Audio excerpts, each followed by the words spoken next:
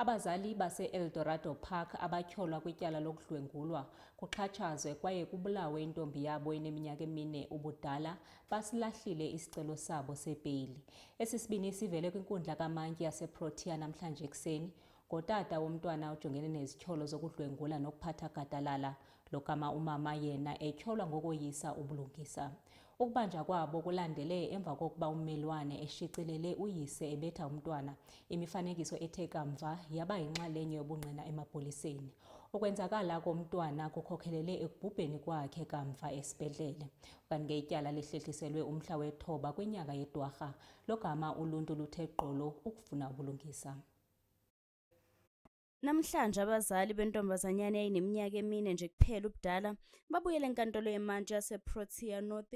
Labashadikazi babhekene namacala ahlukahlukene okubalwa kuwo elokubulala, elokudlwengula, elokushaya nelokuhlukumeza ngenhloso. Ngokwehlukile laba basolwa bakhetha ukusihoxisa isicelo sabo sebheyili, kanti okhulumela i-NPA eGoli okuwuphindi Mjonondwane uhlubindlu bekhasini ngalolu daba. You'd recall that on the last occasion when we were in court, we did indicate that there was an assault docket that was opened with the police in March this year. So upon thorough perusal of such a docket, the question that we asked ourselves as the NPA was whether or not the actions of the father should be imputed on the mother as well in an attempt to hold them accountable, criminally liable. So the decision that we have taken is that indeed the mother should be charged also with murder and child abuse under the doctrine of common purpose.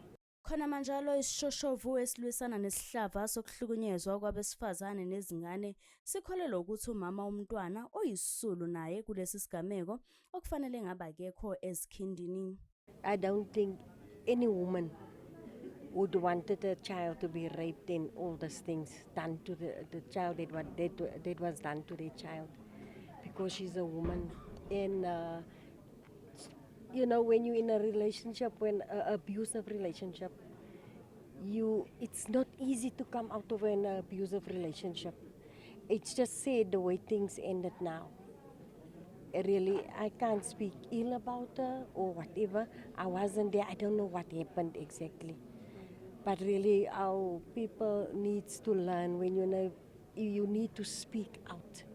Kanti sikhuluma nje konke sekumi ngomumo njengoba umntwana ezobekwe endlini yakhe yokugcina osukwini lakusasa khona endaweni yase-Eldorado Park. I-NPA ibisiqinisekisa ukuthi omunye umntwana walabashadikazi oneminyaka emibili nje kuphela ugcinwe endaweni yosonhlalakahle ukuqinisekisa ukuphepha kwakhe. Kanti ezindabeni zeSoweto TV, nginguNobuhle wakwaNdlovu ngibeka ngisenkantolo yemantshi yaseProtea.